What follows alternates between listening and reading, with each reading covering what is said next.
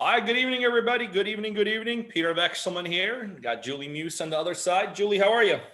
Oh man, I am doing so good tonight, Peter. Thank you for asking. And I hope everybody else that is on the call, hope you're having a fabulous Tuesday. Wow, I cannot believe, like, it blows my mind that it's already August this year.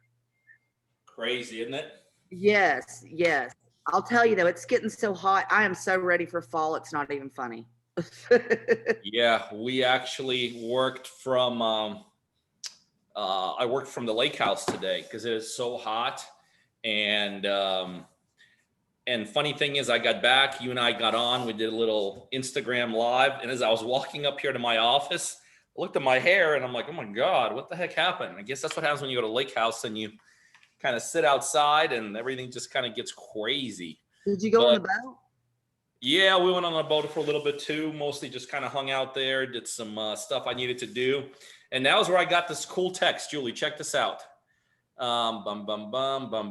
out this text I got from Mary today. I don't know if you could see it, but it says,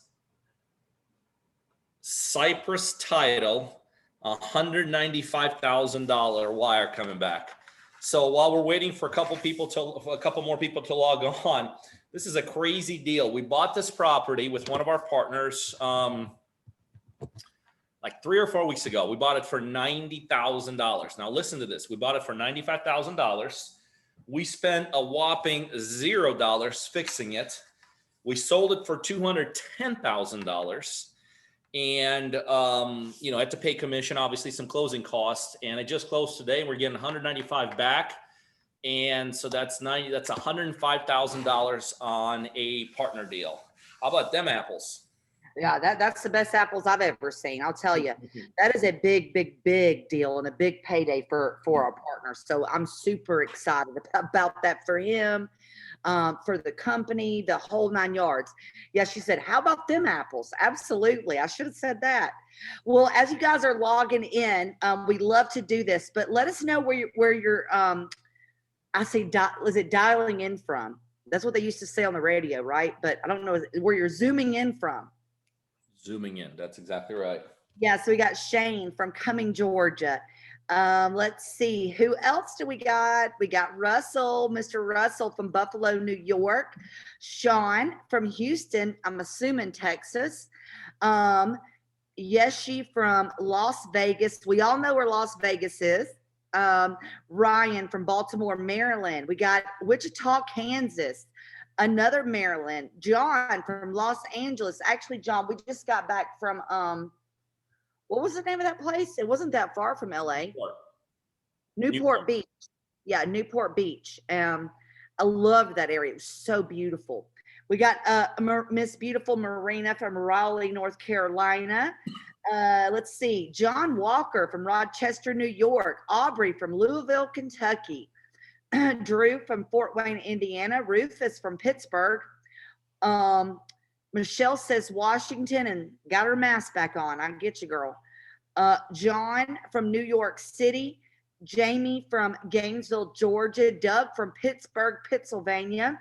Michael from Baton Rouge, Louisiana. Michael, I have a home not very far from you in Port Barre, Louisiana. I think it's only about 45 minutes from Baton Rouge. Apparently that's where you got to go to get all the good stuff around there. Brian from Easley, South Carolina. Annie from Cedar Rapids, Iowa. Thomas from Dallas, Texas. Graham from Phoenix, Arizona. Hashtag free Jenny. Hey, I'm going to stop here for just a second. Hopefully Graham's not going to care that I say this. So we made up this hashtag called, have you heard about this yet, Peter? I heard you telling somebody about it. So I kind of did, but I wasn't 100% in the conversation. Tell me. So you know Graham and Jenny, right? Of course. Okay, so Jenny wants to quit her full-time job. Well, when she goes to her job, she's actually like stuck in the basement. We're like, don't put Jenny in the corner, so we've got this hashtag free Jenny. So when we're closing some deals, she'll be able to do this full time, and that's the hashtag free Miss Jenny. All right, we got Ashton from California, Bill from Sacramento, our good buddy Barry Dennis, one of our master coaches, he lives in Sacramento too. Gordon, all he wants to do is zoom, zoom, zoom, and a boom, boom. That's hilarious. I can't believe I read that out loud, Gordon. You're funny. And he's from Florida, by the way. Ron is from Woodstock, Illinois. Carl and Karen from Barrington, Massachusetts. Clinton, Arkansas, out of the Ozark foothills. Jack, I have always wanted to go there. And by the way, I freaking love the show Ozarks. Cannot wait for the next season to come out. Let's see, Carrollton, Texas. Wilmington, Delaware. Bonnie from Denver, Colorado. Amy from Portsmouth, New Hampshire. Let's see what else we got. Walter from Wilmington, Delaware. Okay. Oh, yep. Gordon definitely is in Delaware. I made a mistake. I was confusing you with Gordy from Florida. But I know your sister, she must be back into Washington now. But so glad all of you guys are here, especially all of our partners. Thank you for taking the time out of your day to spend some more time with us here at Partner Driven. We got some good stuff for you tonight. For those of you that aren't partners, we got some good stuff for you too. Yeah, we sure do. Tonight, we're going to be talking about, analyzing deals, guys. And, there's some things in real estate that I guess are a little bit like maybe, I don't know, this is probably not a good word to use, a little bit sexier, a little bit more exciting.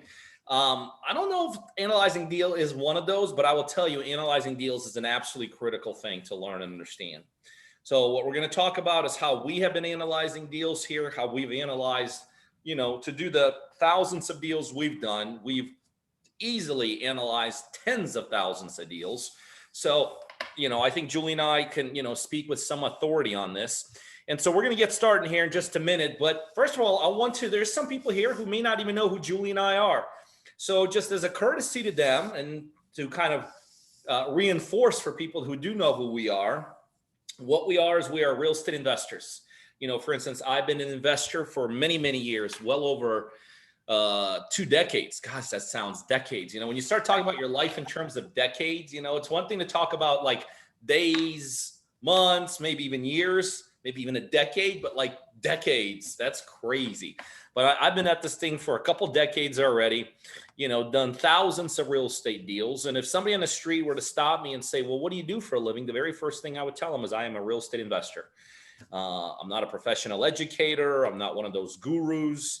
But Julie and I are both real estate investors. We have been real estate investors for a number of years together. Julie's been, about 10 years we've been together, right? Mm-hmm. And we had an incredible run doing what an average investor does. We did our own deals, found our own deals. We had our own call center. We had a whole front line of negotiators. We had our own local inspectors. We had our own closing attorneys. We had our own full-time closer, Mary, to close all our deals. Well, no more. For a number of years now, we have done what, and I'll be honest with you, I don't think anyone does what Julie and I do now at the national level. You hear people talk about partnering all the time. And most of the time it's like at a local level, one person gets together with another person, maybe a family member, and they partner to do deals. And we have taken the partner model, that type of a model, and we have put it, I believe, on steroids. Okay. Yeah, we've got family everywhere now. We span, I say we span the globe. We don't really span the globe, but we do span the United States. And so Julie and I still are real estate investors, but now all of the infrastructure we used to have to do our own deals, all of that infrastructure now is focused on helping our partners do real estate deals, literally across the United States.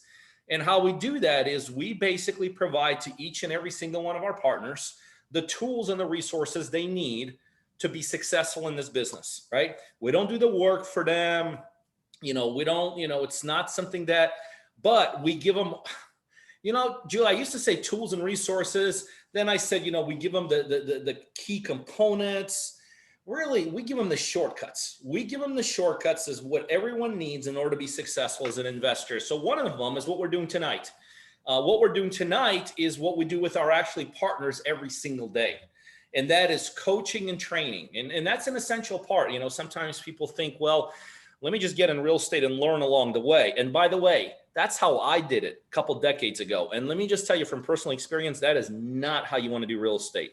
You know, jumping into real estate and learning along the way, I would compare it to, and this is probably a little bit extreme. That's like saying, I'm going to be a doctor and I'll just learn along the way.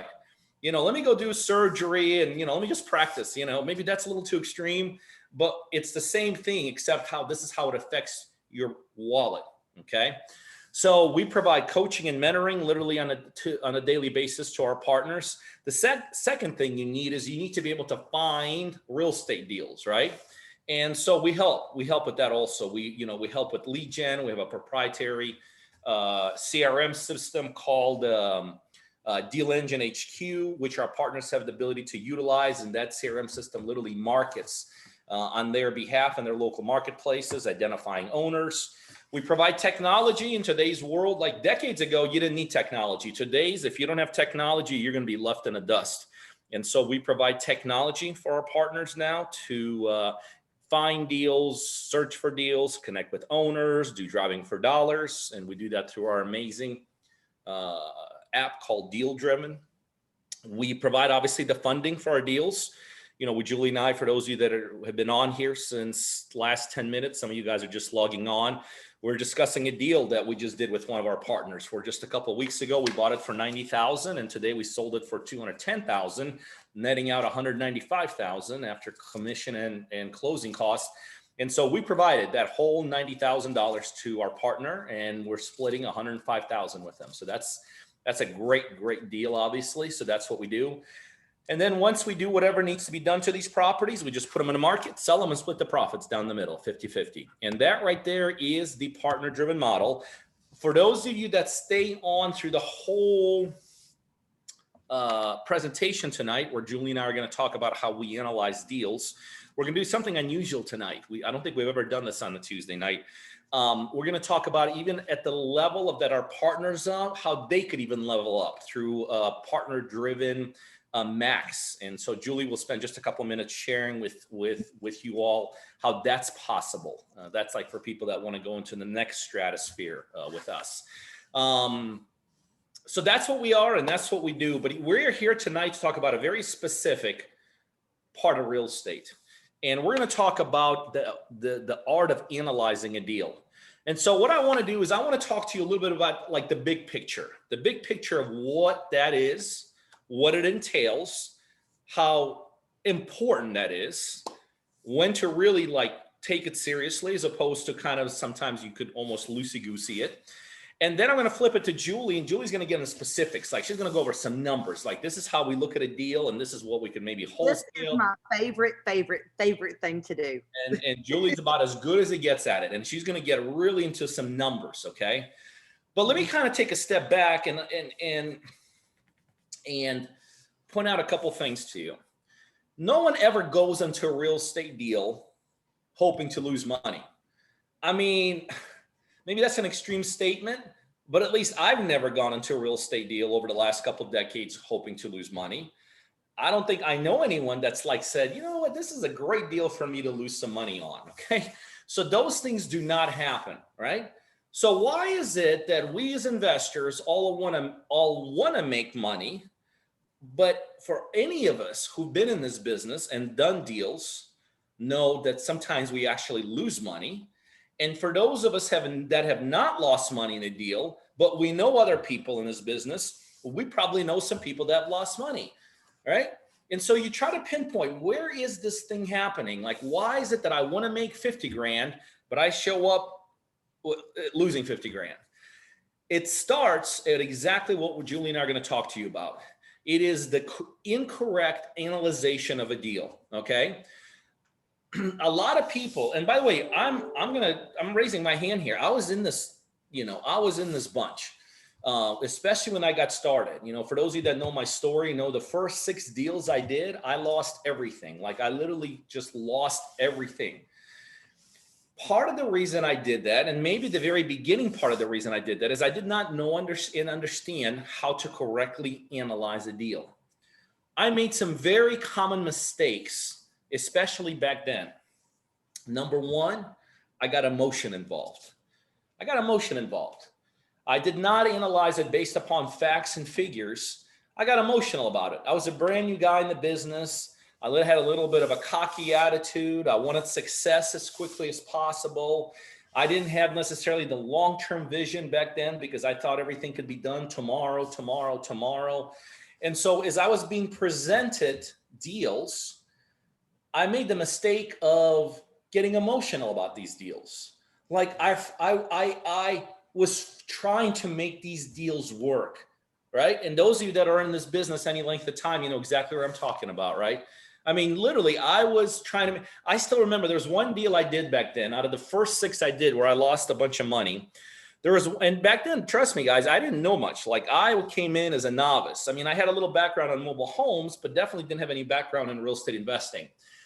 And I still remember the realtor. His name was Jeff. He was driving me around. He was showing me this house. It's an in-town house, Julie, here not far from where I live now. And he was showing me this house, and it was like a little subdivision in town, right? And I think the price was somewhere in the 300,000 or 400,000 range, right? Now remember, I'm brand new, but I'm emotionally attached to everything because I want to get a deal done. I want to get a deal done. I want to get a deal done. And the house is sitting inside the subdivision, and I still remember Jeff literally driving outside the subdivision, right? Driving almost a half a mile down the road. Like at this point in real estate, when you're leaving the subdivision you're buying a house in, and you're going about a half a mile down the road, you might as well just go to a different state. I mean, and he showed me a house that was selling for like $600,000, right? Now, remember, I was brand new in the business back then. I didn't realize like, okay, inside the subdivision, you better comp inside the subdivision. But I kind of had a tingling. I'm like, this looks weird. Like, why did we leave this subdivision? But I was emotionally attached to that deal. I wanted the numbers to work. And so when you get emotional about something and you want the numbers to work, you let things seep in, okay? You let things seep in that shouldn't be seeping in. And at that point, it was very simple. Jeff, the realtor, was showing me an illegitimate comp. That's not, you can't compare inside the subdivision compared to outside the subdivision. You can't do it. I remember another time, one of those 6 deals, I was buying it back then, I think through a wholesaler, right? And again, I was anxious. I wanted to get deals done, right? I was buying it through a wholesaler. And I remember this wholesaler calls me, and he totally played me like the amateur that I was. And he's like, well, I tell you what, I'd love to do business with you, Pete, but I got these 3 other offers. And you know what? I'm going to be honest with you, Pete. I think I'm going to go playing me like a fiddle, right? I don't think he ever had one offer on that property. But because I wanted to make the deal work, right? I started listening to total nonsense. Pete, I got these 3 other offers, but I tell you what, I like you more. Like, how do you know me back? He didn't even know who I was. I was a total newbie, right? But because I was emotionally involved in a deal, I was believing what he was telling me. He's like, wow, look at me. Like, this guy really wants me to get this deal, right? And he just kind of just like a hook took me by the mouth and got me to buy a property that nobody else wanted. And that was another property I lost money, again, emotionally involved. There was one deal I remember I did, Julie, where I was buying the property. You know, I was going through this analyzation that we're talking about today. And to make the deal work on to make the deal work on the number side, the rehab had to be, I forgot, maybe like 20,000, right? But the reality is, it was really more like a $40,000 or $60,000 job. And had I put 40 or 60 into the numbers, the deal wouldn't have worked. If I had put 20 into the numbers, the deal worked. So what did I do? I did a total amateur move. I told one of the contractors that I sent out there, I was like, everyone's giving me a bid for like 40, 60,000. That kills the deal. And what did he say? I can do it. What does the numbers need to be? I said, need to be 20. And guess what I saw from that guy 2 hours later? A bid for $20,000. Because I was I was emotionally involved. I should have been able to see right through it. He's just trying to squeeze me out of everything he can, right? And guess what happened after I bought that house and spent $20,000? There wasn't enough. I had to spend another 20, 30, 40,000 to make the deal work. And that next 20, 30, 40,000 dollars killed me on that deal. So being emotional is one of the key factors that'll absolutely kill you in this business. Or trying to make a deal work. Trying to make a deal work. It either works or it don't work. There's no, well, can I get a realtor to give me higher comps? You know, I hear that all the time. They're like, well, I just need to find a realtor to give me higher comps. Well, the numbers are the numbers. You know, the contractors, the numbers are the numbers. Anytime you get something low or high, like on the either side, that is a sign. There's no, and Julie, you know, this is another great point you bring up. The last person you want to get numbers from is the person that brings you the deal. Yeah. Right. Like think about this. Like, let's say somebody's selling you a car, right? And it's, let's say, I don't even know anything about cars, but let's say they're selling you a Toyota and that's worth $20,000. And they're like, I'm going to sell it to you for $100,000. Well, what are the chances of you buying that car? Like zero, right? And just because the seller says something does not make it true. But somehow people get into real estate and they lose all logic, right? So they'll go to a seller, right? They'll go to a seller. What are you selling the house for? $100,000. Okay. Why 100,000? Oh, it's worth 100,000, or it's worth 200,000. I'm giving you a good deal. Or a realtor that they don't even know brings them a deal, right? A realtor brings them a deal, and they're like, the realtor tells them it's $200,000. Okay, is that a good deal? Oh, it's a great deal. It's a great deal. Well, remember, the realtor at the point of not knowing you is looking at you from only one perspective. You're a paycheck to them. And by the way, you know what a realtor's job is to sell that house. It is to sell their house. It is not their job to get you a good deal. When I'm selling a property, that realtor represents me. And their only job is, if I want, let's say 100,000, their job is to get 100,000. It is not to provide an incredible deal for the buyer of this property. So another huge mistake people make is they get their numbers from the person that brought the deal to them. Here is the only time that you actually want to get numbers from the person that brings you the deal: when you truly know that person and trust that person. Like, there's some people that Julie and I have worked with, like Ivan. Ivan is an amazing realtor we have here locally, right? So if somebody brings us a property, right, we just call Ivan. Okay, we just call Ivan. Or if even Ivan brings us a deal, and when Ivan says, hey, it's a $100,000 home, we've worked with Ivan for 6 or 7 years. Okay, now at that point, it's okay to trust that person because we've done tons of deals with that person. That person has backed up the numbers. That person has weathered the time with us. We have made money with that person. So that, you know, we have a Lindsay like that, right? We have a partner, Seth, like that when they tell us something, to us, it's golden. But one of the worst mistakes people make on analyzing something is literally somebody they have no idea about, right? A realtor, a wholesaler, a seller calls them with a potential deal. And the next thing you know, that becomes gospel, right? That becomes gospel.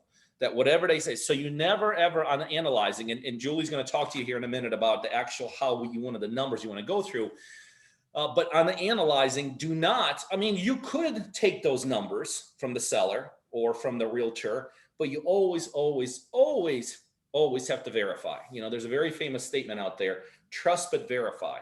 And when it comes to analyzing real estate deals, you absolutely have to trust, but you also, at the same time, you have to verify. So emotions will absolutely kill you in this business. Getting information and numbers will absolutely hurt you in this business. I will tell you the other thing, and we still do this. Sometimes, you know, sometimes it's funny. We'll start someone brand new and they're like, you know, all the rules go out. But guys, do you know what, even like at our level of thousands of real estate deals, we analyze and then we double analyze, and sometimes we triple analyze. I'll tell you one right now we're working on. We're doing a deal, I think it's somewhere in South Florida, and we bought it for 400,000. Correct me if I'm wrong, Julie. I think we're spending 75,000 on it, and it's going to be worth somewhere in the sixes. So we'll be into it for under 5, and it should be going for over 6 when we get done with it. But the problem, not the problem, but the reality of that deal was that when we put the deal together, it was in a part of Florida where we did not have one of our own contractors, which happens, no big deal, okay? So what did we do when we brought this totally unknown contractor to us? We checked, double checked, triple checked, quadruple checked. First thing we did is we didn't just out of the blue call some contractors out of South Florida and say, hey, you don't know us, we don't know you, but we want you to, here's $80,000. Okay, we didn't do that. We went to some trusted people we knew in that area. We had an amazing realtor that we had about a 8 or 9 year history with named Kim. And we asked Kim, because we trusted Kim. Remember, we didn't have a contractor, but we had someone we trusted there. We said, Kim, listen, we're buying this house. We need a referral.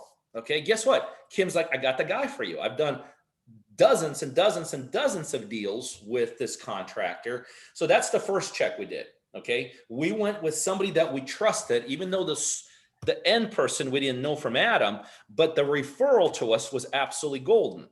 The second thing we did, we vetted this person by having them put together a bid, obviously, right? We had to put some timelines on the bid. We talked to this person a number of times, okay? The next thing we did, a couple of days before we closed this deal, I talked to this contractor myself. I said, look, it's a $75,000 bid. What are the chances that it's going to go over? He goes, there's only one thing I'm not sure of. What happens when I open the wall? What if I find something there? I said, here's what we're going to do. Before I buy this property, I want you to open the wall. All right. He goes, well, Pete, you don't own this house. How am I going to open the wall? I said, we'll talk to the seller and I'll tell the seller what we're going to do. And if it doesn't work out, I told him that we told the seller we'll pay for whatever damage we do to the walls. So that was the third thing he did. The only unknown that he could not get through, we worked through before closing. He busted some walls. He looked behind it and said, looks good. The next thing we did, we hired a third-party inspector. So when this contractor needs draws from us, he don't even call us, he calls this third-party inspector, right? And this third-party inspector goes in there and verifies and makes sure all the work is done. So referral, contingency plan, we don't want to get too far ahead of them in terms of paying, right? If your contractor says you got to prepay for the whole job up front, that's not a thing you do. So we set up a favorable payment plan, right? We put a third-party inspector on it, and now we're rock and rolling. And by the way, every day, one of our closer, Mary, is talking to that person. So from the big picture, guys, don't get emotional. Don't get your numbers from the wrong sources, and check and double check and triple check and quadruple check, because even after doing thousands of deals, we still do that. Having said that, Julie, talk a little bit about like specific, like if somebody was analyzing a deal, let's say, I don't know, I want to wholesale, I want to hotel, I want to fix and flip. What are some numbers? What are some good guidelines people could use? Okay, so I'm definitely going to go over that. But before I get started, because I know a lot of you on this call are fairly new to real estate. So I'm going to explain some terms first, some terms that I'm going to be saying, and I don't want to just assume that you know what they are. Number one is an ARV. Okay, it's important to know what an ARV is. An ARV stands for after repair. Okay, after you fully fix the house up, what could the property sell for? After repair value. Okay, this is often referred to as a comp. Okay, but you simply don't want to just get a comp. You want to know what the ARV is. For me, there's a difference between an as-is comp and an ARV comp. So the two different things for an as-is what could you sell it for in its current condition right now, okay? Or what could you sell it for once it's fully fixed up? And does it compare to properties around that, okay? So that's what I'm referring to when I use the term ARV and as-is, Okay. I also use comps. That's another word for comparables. So what I'm looking for is what compares to this home. You'll often hear realtors call this a CMA, which is a comparative market analysis. Okay. So CMA, comps, as is, ARV, understanding these different terms and what numbers you're giving and how to look at them is really important. So before I can even get into the numbers, is it okay with everybody if I show some basics on how to analyze what a comps are on a property and what are some things that you might want to look for? Okay, cool. So y'all don't mind. I know for a lot of you, this may be old news to you, but I want to make sure that everybody completely understands this in this short amount of time. Okay. If you would, my screen sharing is disabled.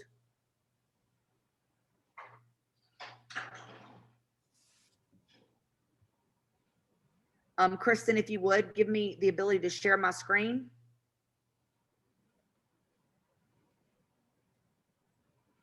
I'm gonna touch base with her. Yeah. Okay. So what I'm going to be looking at is I'm going to be looking for comparable property to my subject property. So anytime you're looking for a particular property, you want to look and see what the comps are. And there's some real big things that you want to look at when you're looking at these comps. And I'm going to show you right now how to look at that utilizing Deal Driven. Now I could do an entire webinar on Deal Driven. So I'm going to like literally skip some formalities here and just go straight to showing you how to analyze what a property's end value is going to be. Okay. So I just pulled a list. I'm in Georgia. I'm going to look at some properties in Chicago, Illinois. Okay. So I'm just going to pick one here. Oh, I don't know. Let's look at LaSalle Street. Okay. So when you go to Deal Driven, there are some things here that really matter, or you go to any website when you're looking to analyze what an ARV or what an as is comp is. Okay. Number one, you must know the beds and the bathrooms. This house is a 2-bedroom, 1-bath house. Okay. Does a 2-in-1 compare to a 4-bedroom, 3-bath? No, it does not. So you want to look at recent sales, not things that are listed. If it is not sold, it does not matter. It only matters if it's pending, okay, or if it's sold, but mostly sold here. Then I'm going to look at the year built, and I'm going to look at the square footage of the property. Okay, so these are some major things that I want to look at here. So bedrooms, bathroom combo, year built, because a house built in 1920, does that compare to a house built in 2006? No, it does not. Okay, you're not comparing apples to apples. We want to make sure that you're looking at similar properties. Do y'all remember earlier whenever Peter was saying the guy took him out and then he took him outside of the neighborhood to look at this other house? Knowing these things would have stopped something like that happening, could possibly stop something like that happening to you in the future. Okay.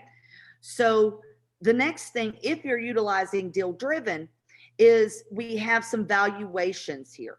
So the estimated valuation on this house of what Deal Driven is giving it is saying, it's around 105,000. This is an algorithm of sales that have happened recently in this area. But it's also saying, gosh, it could sell for as little as 65, but maybe as high as 150. Okay. So you really got to get these numbers down, because the difference between something being worth 65 and 150 is huge. I mean, huge. I mean, could you imagine buying a house and you thinking it's worth 150 and it's really only worth 65?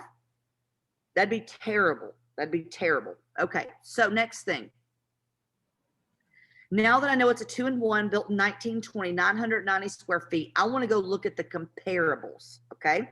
So we're going to click here in comparables. And what this is going to do is this is going to place a map of comparables in this area. Now, this random house that I picked, obviously It doesn't have a ton of comparables here. But can anybody tell me, just by looking at this, which one of these properties is most comparable to LaSalle Street? If you're looking. And go ahead and put this in the chat because this is huge, okay? And actually, it's a huge difference. The difference, this is almost $15,000 difference here.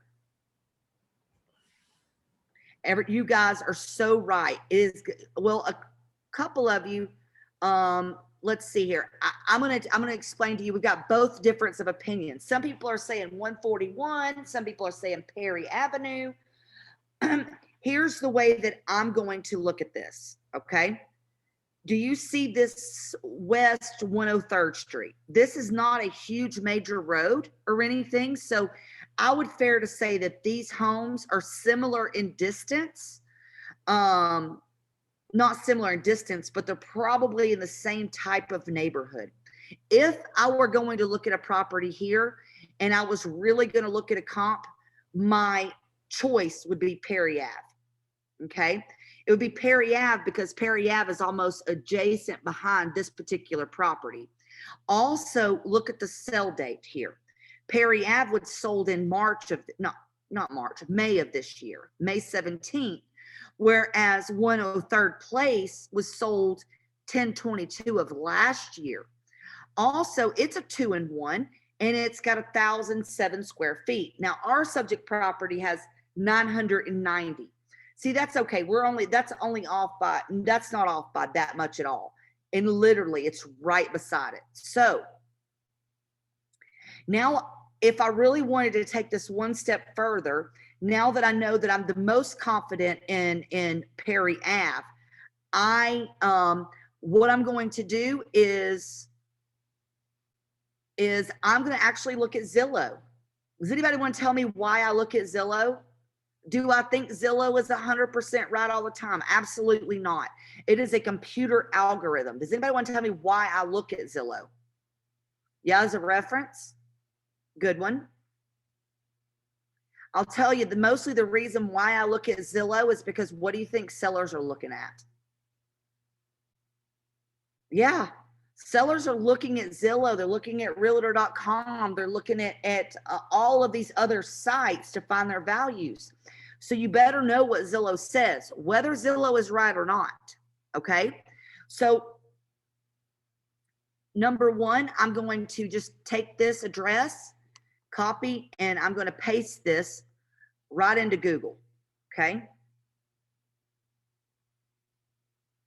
Let me go over here to my other thing. Somehow that site is stuck on Yahoo, and who wants to do that? All right, let me make sure I'm sharing the right screen here. Okay, so I'm going to go to Google here, and I'm going to copy and paste that address from Deal Driven. Now that I'm looking here on LaSalle Street, I'm going to look some more.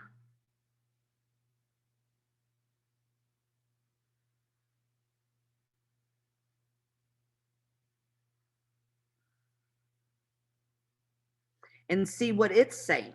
Okay. Now you'll also notice there's something that happened on this property, Peter. The tax records show that it's a 2-in-1. When the realtors put this property into the MLS years ago, when they put this property in here, you'll notice it is now changed to, let's see, a 4-bedroom, 2-bath house. That's a big difference. This is why it's good to look at if you're really analyzing a deal, to really look at these. You'll also see here, because Zillow aggregates from the actual MLS, that it's been listed for sale for $40,000. It went listed, it went pending. It went listed, it went pending. Do you know what that means? When something's $40,000 and it goes pending and it doesn't sell multiple times? Anybody want to tell me? And I promise I'll get to the numbers here, guys. Yeah, of course it fell out of escrow. Marina says it's not a deal. I guarantee you there's something seriously wrong with this house.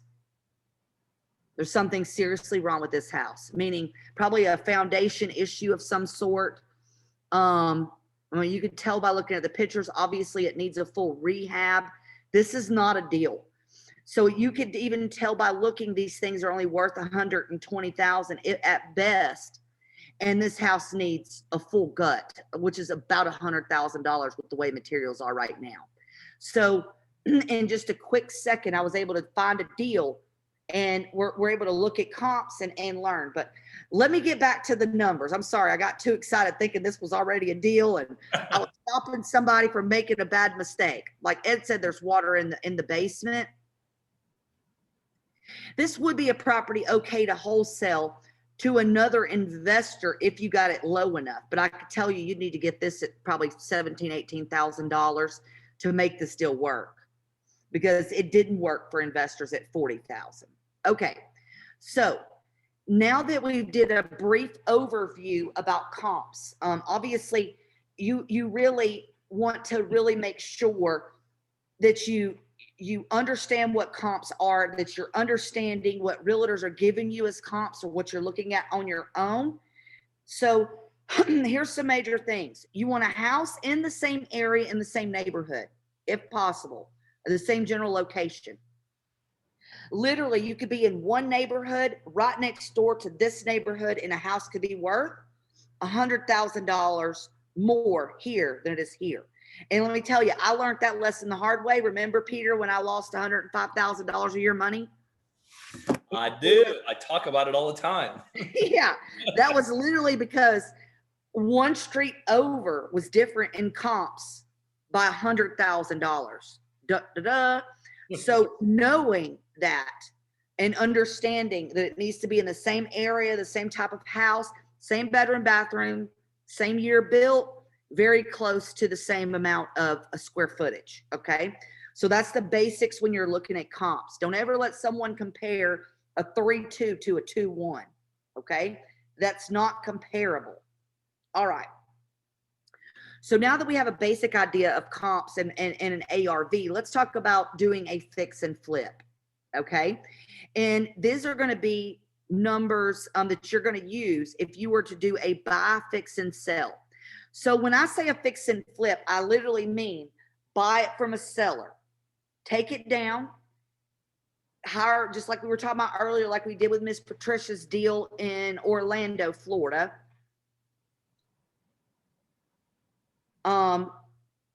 We bought it, we're fixing it, and then we're going to resell that property. Okay. Yes, we can use comps on the MLS. However, just because somebody's licensed does not mean that they know how to comp. And I don't mean that to be ugly. They don't teach them the stuff they need to know in real estate school, in my opinion. So you want to verify your comps from your realtor. But if I were going to fix and flip a property, I'm going to look at the ARV and I'm going to look at the repair cost. Okay. Is everybody with me? So I'm going to look at the ARV and the repair cost. So let's just make up a deal. So let's say I'm going to buy a house and I could sell the house for, let's say that I could sell it for $250,000. Okay. So once it's fully fixed up, I could sell it for $250,000. But geez, for me to get it to the $250,000, I would need to spend $40,000 to fix it. Right? So I'm going to need to buy it and put $40,000 into it to make the $250,000. I want to give you guys a basic formula. This is where you need to take notes, i.e. take notes right now. Okay? So I'm going to back this deal down. So I'm going to take the ARV of, let's say, the $250,000. Okay. Now I'm going to multiply this number by 65%. Okay. You could use in a fix and flip anywhere between 65 and 70%. 65% off is a killer deal. 70 is a marginal deal. And I know you're thinking, oh my God, people are buying at 80%. Yeah, and that's dumb, in my opinion. I mean, maybe I shouldn't have been so frank, but you always should make at minimum between 20 and 25% profit on a deal. When I take off 65% or 70% right off the top, what that does is that beds in my profit for me. That also beds in my closing costs because I've got to buy it and sell it. And that is also going to bed in my real estate commissions. I believe in always hiring a great licensed real estate agent to handle the sale of my property. Okay. I want someone that is a bulldog and great at negotiations for me. All right. So now that we're there, I took the 250 times 0.65, which is 65% of 250,000. But oh wait, the property needs work, right? So now you're going to have to subtract the work that needs to be done from that number. What was it that we said the pretend deal was? 40,000? I think it was 40. All right, so you're going to take the 40,000 off of this number. So now for you to do an actual buy, fix, and sell, your purchase price should be around $122,500. Okay. I'm going to do this one more time. Is everybody seeing my screen here with the calculator? Okay. So we're going to do this with the 70%. So remember 122,500. I'm giving you a range of what would be considered a good deal as a fix and flip. So 250,000 times 0.70, 70% of 250,000. Now we're going to subtract the 40,000 that is needed in repairs to get it there. And it's 135. So in my opinion, if this deal, if you get this under contract between 122,500 and 135,000, you're looking at a really good fix and flip. Unless it's just a few $1,000s over this, I would never do a fix and flip unless it matched these numbers. Okay. Now, for a lot of you, when you first get started doing this, you're like, oh my God, but it's 150. And we get emotional about it, right? There's no emotions when it comes to numbers. And if you do not stick to your numbers, you will lose money. You will lose money. And we don't want you to do that. Okay. So now, is everybody clear on fix and flip numbers before I move on? Just give me a thumbs up. Yeah, got it. Thank you, guys. Thank you. Okay. So now I want to talk about a wholesale deal. Okay. So when you're wholesaling, right, you're placing a property under contract and you are selling the equitable interest in the contract, okay, at a higher price to somebody else. Never say you're selling houses. Only licensed real estate agents sell houses, okay? What you're doing is you're selling the equitable interest in the property because you've placed it under contract. So a lot of times people start out with wholesaling, and they don't understand fix and flips, and they don't understand rentals. For you to truly be a great wholesaler, you've got to understand what exit strategies the investors you're selling to are, right? So you want to know what these exit strategies are. So I want to show you how to price a wholesale deal. Okay, so we'll use that same property. Now I'll tell you my numbers are going to be higher and y'all are going to be like, Julie, this makes no sense, but I'll explain it to you in just a minute. Okay. So I'm going to take my handy dandy calculator out. We're going to take the same house for 250,000. Okay. Now I'm going to reverse engineer this and I'm going to go all the way to 75%. Okay. I'm going to take 250 times 0.75, 75% of 250. Now I'm going to subtract my 40,000. Okay. Because again, I need to look at this just like I was going to buy, fix, and sell this house. Okay. So as you'll remember on the fix and flip, 122,500 is a screaming deal, right? I'm saying when you're wholesaling, you could almost go all the way up to 147,500 or even 150,000 and give it a try. But then you're like, well, Julie, that means the back end buyer is not going to make as much money, right? Yeah, you're correct. But I'll tell you, all day long, people will make poor decisions in purchasing homes. Okay. And because they get emotional, and I'll tell you, lots and lots and lots, heck, most people get emotional about this. You could wholesale this same deal and probably add, I don't know, $10,000 on top of this and sell this property for $157,500.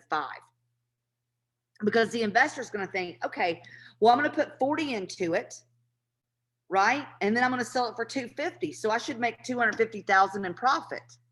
Yeah, yes and no. When you're looking at the cost of hard money, you're looking at all these things.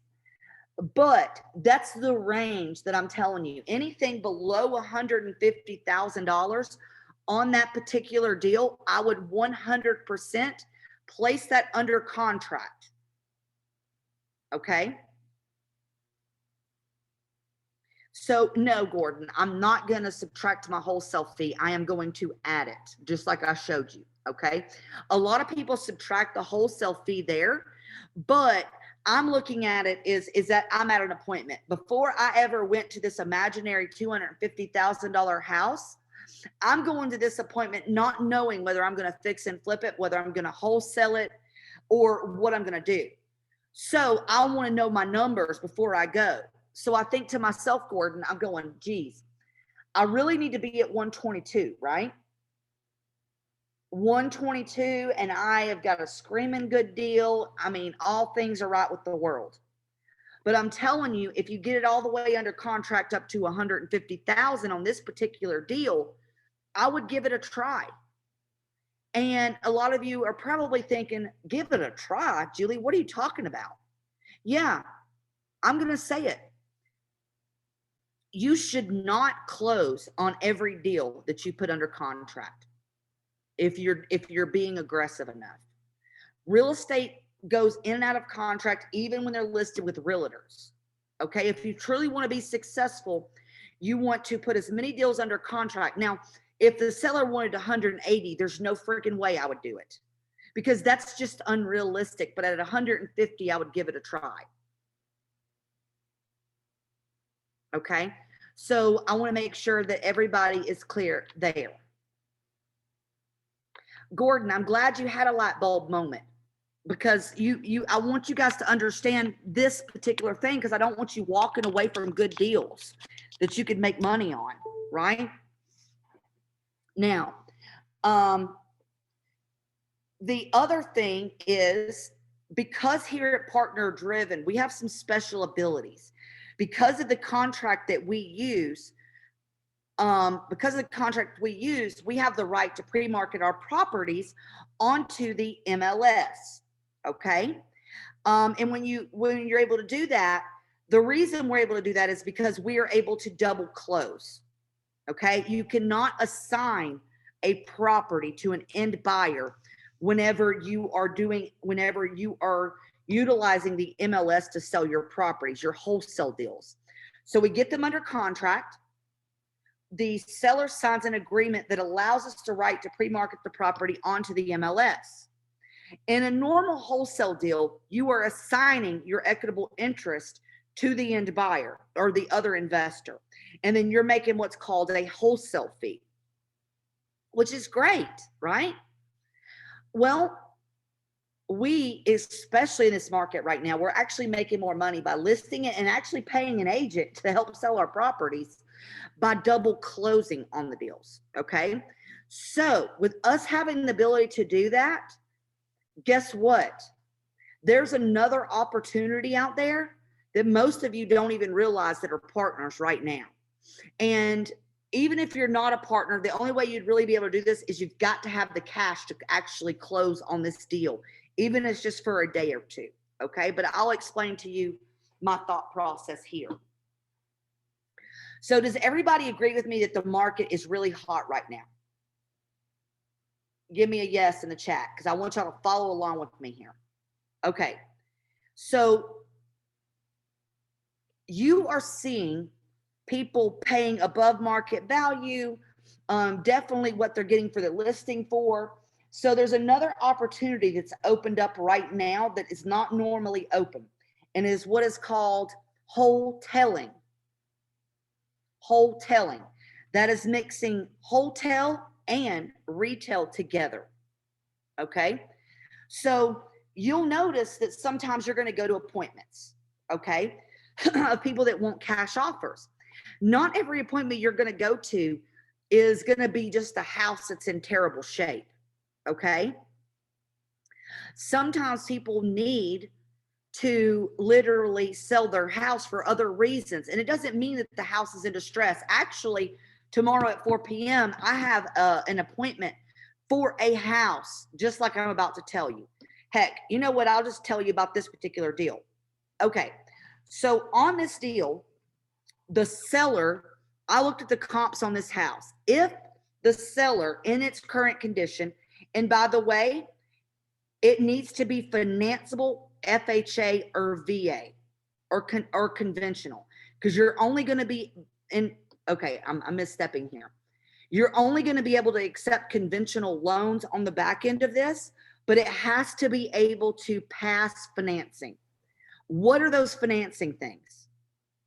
A house is not going to pass financing with a back end buyer if it's got a bad roof, if it's got bad electrical, bad plumbing, bad, AC unit. And I'm talking about not investors buying this house. I'm talking about homeowners buying this house, looking for their family home. Okay. So if it's got a roof older than 15 years old, probably not going to work, or an AC. You need it to be a family able to move in today. Now, honestly, if it's got ugly carpet and it needs painted, that's really not a big deal, okay? Because buyers right now are buying everything. And those are not things, the lipstick things, those are not things that will make a house not pass financing. But I want to tell you about this deal in Cumming, Georgia, that I'm going to look at tomorrow. So right now, I knew if I was to put it on the market, I could sell this house with the realtor, because I've already had my realtor friend check it out. They could list and sell this house for me for $425,000. Okay, is everybody with me? All right, so if I were to, and I've got to come up with an offer to give this lady tomorrow. And by the way, I've already given her a preliminary offer over the phone. So I know I could sell it for $425,000. It needs no repairs. It's a beautiful home. She just needs to move because her husband got a job in another state, and they literally have to move in 4 weeks. And they do not want to have to pay 2 mortgage payments at the same time, right? And because they're moving, they don't have time to hire a realtor to do all this work for them and have showings and all this good stuff. So the way that I'm looking at this deal, it's in great condition. I know it can sell for $425,000. This is wholesaling this deal. I'm going to take the $425,000, and I know right off of the top of this $425,000, I'm going to have to pay at least 6% in commission, and I'm going to have closing costs. So let me tell you, because I'm going to tell the seller, I'm going to pay all of her closing costs. That's always going to average out to about 10% in the end. Okay. So I'm going to take $425,000 times 10%. Right off the top, I have to take $42,500 right off the top of my price of $425,000. That's how much it's going to cost me to sell this house. Right? So that means anything, so I'm at $382,500. Anything below $382,500 is profit. You guys hearing this? So now I'm always on a deal like this. I'm going to bed myself in here at least $25,000 because I want to make $25,000 on this deal. Okay. Not to mention Things come up, people renegotiate. I always bid 25,000 in profits. So on this house that I'm going to look at tomorrow, I can offer her up to $357,500.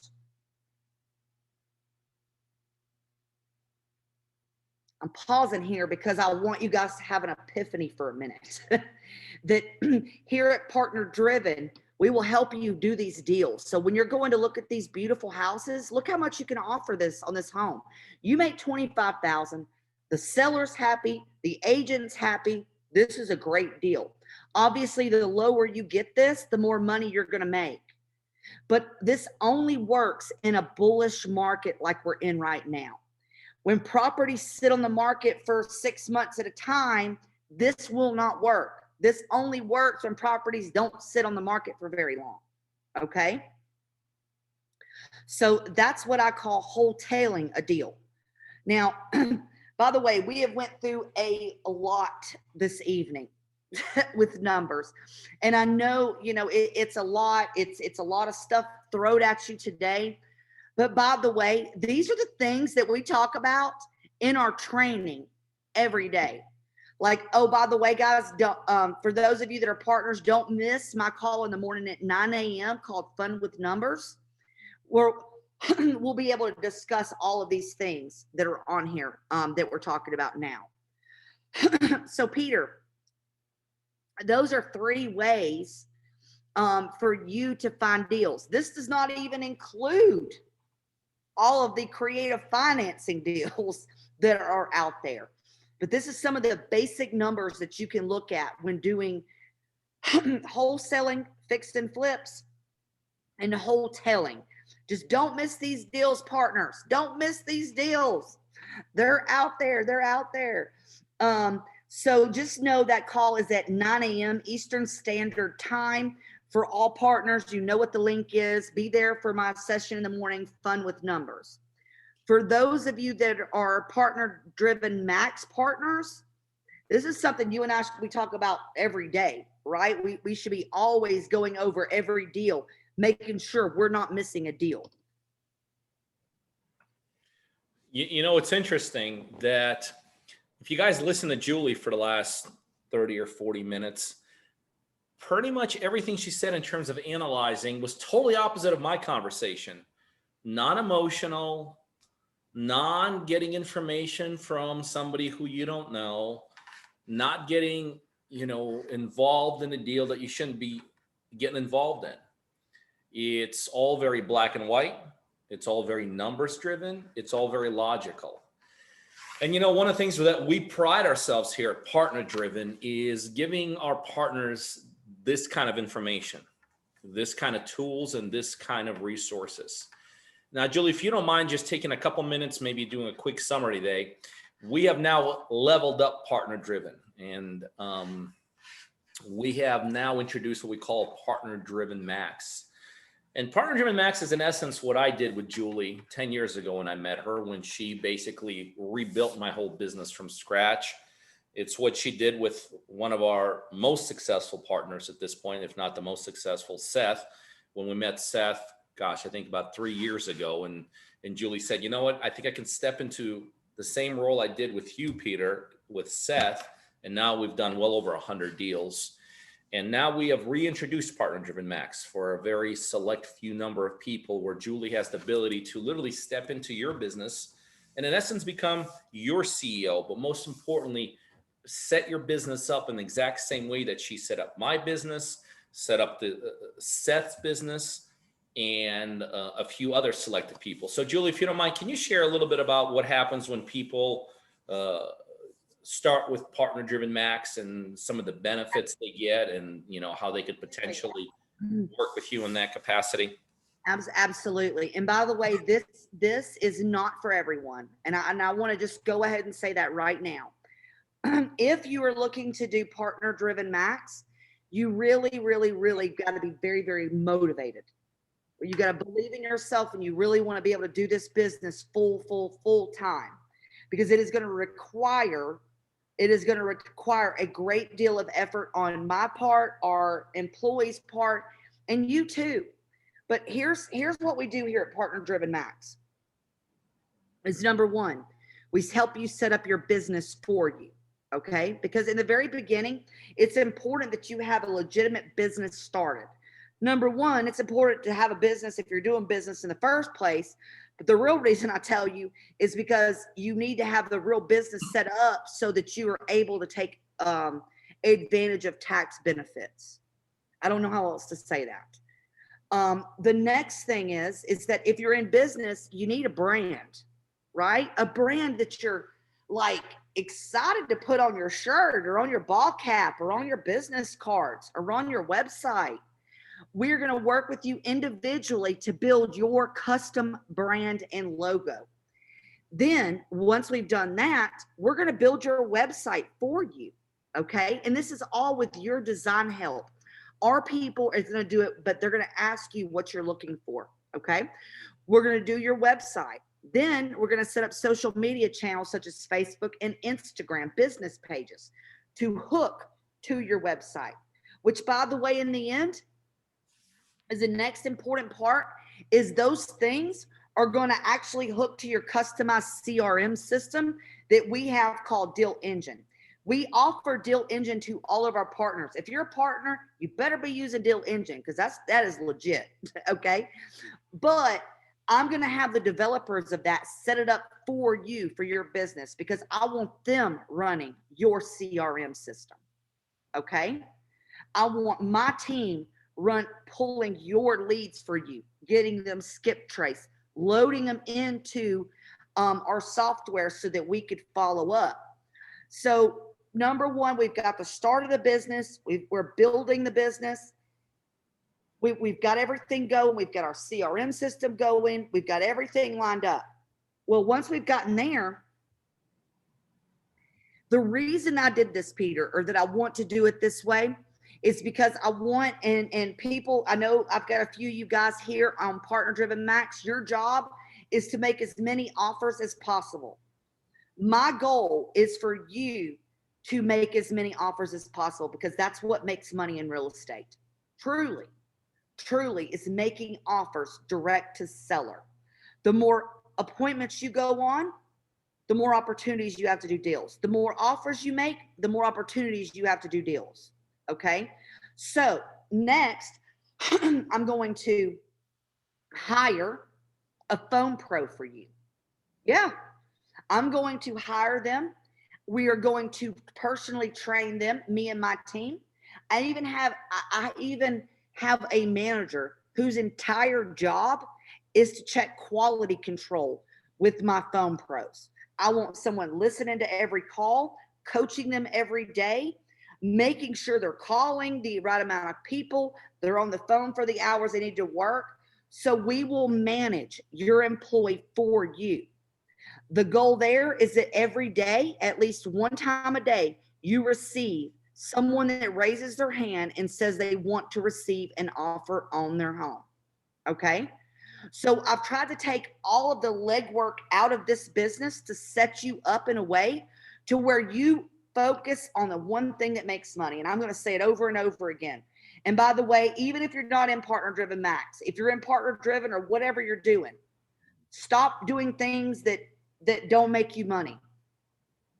If you have the ability, okay, to delegate those tasks to someone else, don't ever take yourself out of the money-making part of your business, which is the money-making part of this business. This program, because of the leads and the employees. Oh, and by the way, I think this is what I think is my favorite thing is you get one-on-one coaching with me. And I don't mean coaching. I mean, pick up the phone and call me.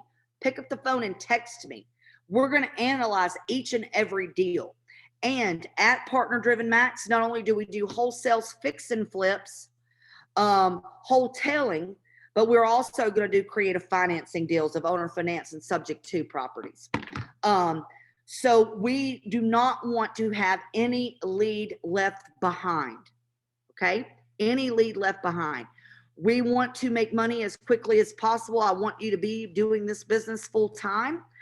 But but you got to be committed, because I only want to work with committed people, right? So you do have to interview for this spot to work with myself and my team.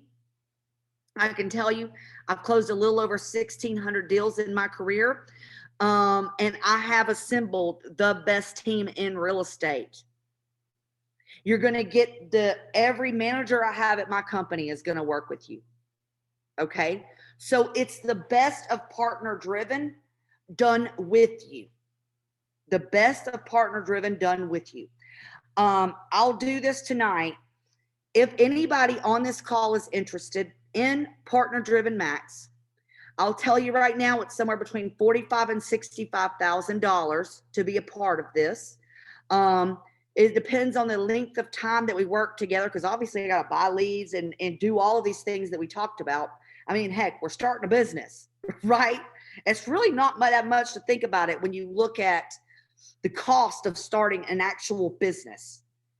And what it's going to give you is it's going to accelerate the time. I've done this hundreds of times with different people in different offices. I had like 16 offices ourselves across the US.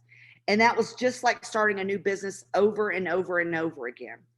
If you're interested, there is a way for you to apply for funding and do this for as little as $800 to $1,000 a month. Okay. Or if you would like me and Peter to finance this for you, we need at minimum $20,000 down, because we spend a majority of the money for your business at the very beginning. So we need at least $20,000 down, and you and I'll work out payment plans on the back end. But you got to be real serious. Gordon wants to know, for people who have joined PD Max, how long is average before their first deal? Well, you could ask them, but I've had deals done as little as 2 to 3 months. It takes 4 to 5 weeks for me to even get it set up to where you're starting to get leads in the first place, because I got to like hire somebody out of the blue, train them, get all the other stuff done. But 2 to 3 months is not out of the ordinary. So hopefully that'll give you an idea. But if this is something you're serious in tonight, for one of the first times ever, I am going to give my personal cell phone number out.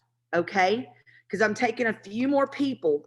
But if you're interested, you can text me directly. Okay.